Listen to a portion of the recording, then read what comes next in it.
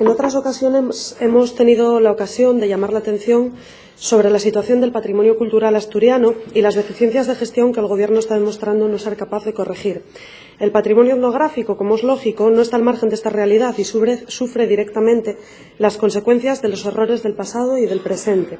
Los problemas son generales. Un reglamento que tardó 14 años en llegar, registros absolutamente dispersos, secciones de patrimonio etnográfico de los catálogos urbanísticos incompletos y elaborados con diferentes metodologías que hacen imposible su unificación, falta de financiación para garantizar un mínimo de mantenimiento y conservación, falta de apoyo a las instituciones museísticas, etnográficas y a los expertos e investigadores, ningún tipo de relación con las iniciativas privadas de estudio, salvaguarda y conservación, como asociaciones, fundaciones, etcétera, y como causa y consecuencia, al mismo tiempo de todo ello, ausencia total de un proyecto integral sobre el patrimonio etnográfico asturiano.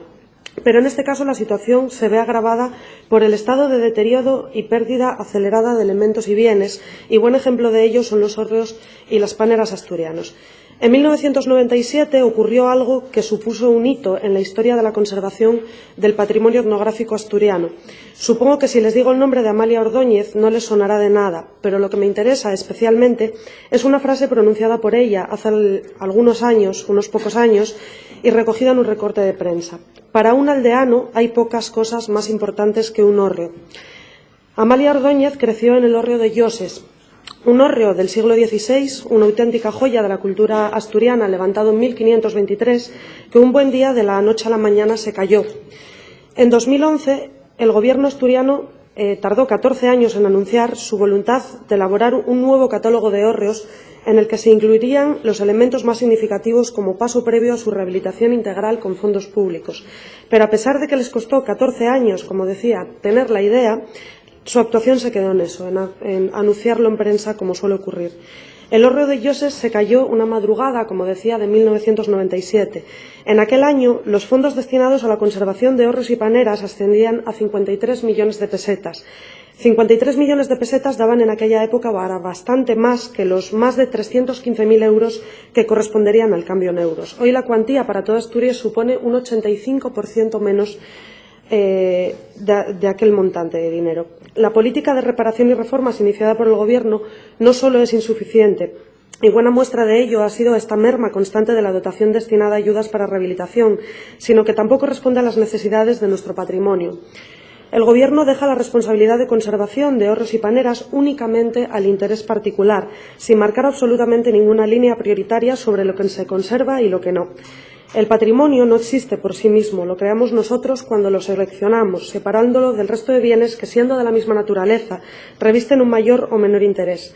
El conjunto de los hórreos y paneras constituye en sí mismo un gran patrimonio rico y diverso, que hay que preservar así en conjunto, pero las actuaciones hay que priorizarlas, hay que cambiar urgentemente la política de subvencionar a demanda, al margen de cualquier criterio patrimonial, para pasar a establecer prioridades de intervención por parte de la Administración.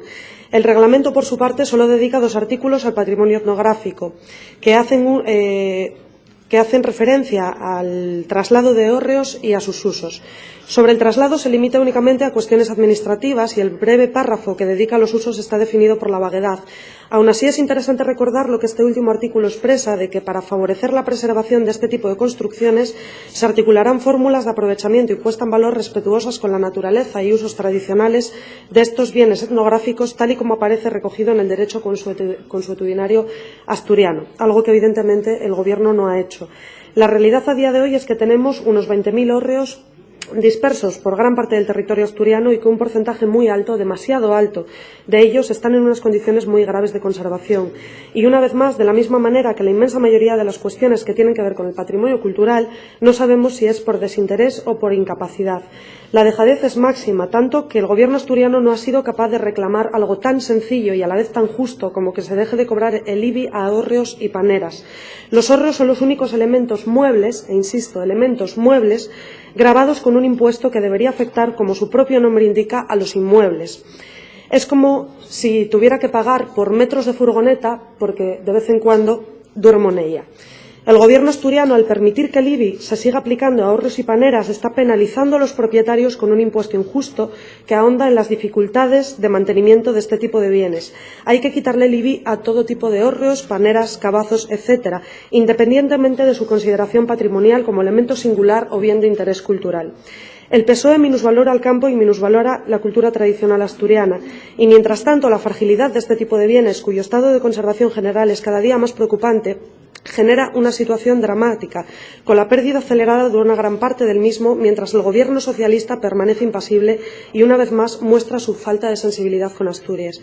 No puedo dejar de recordar o poner en valor una anécdota. Hace tan solo unas semanas, en esta misma Cámara, presentaba una moción a raíz de una interpelación sobre patrimonio industrial, una moción que salió adelante con el voto favorable de la mayoría de grupos de esta Cámara, pero con el voto en contra del Partido Socialista. Un viernes votaron en contra de crear una mesa de expertos en esta misma Cámara y un plan de patrimonio industrial, y el miércoles de la semana siguiente, 5 días después, anunciaron la creación de un grupo de trabajo sobre patrimonio industrial. 5 días tardaron en rectificar después de haber rechazado nuestra propuesta. Esto es grave, pero es mucho más grave si vemos la composición de ese grupo de trabajo. Un grupo de trabajo para gestionar el patrimonio industrial en el que no hay un solo experto, hay 3 directores generales y representantes de una empresa.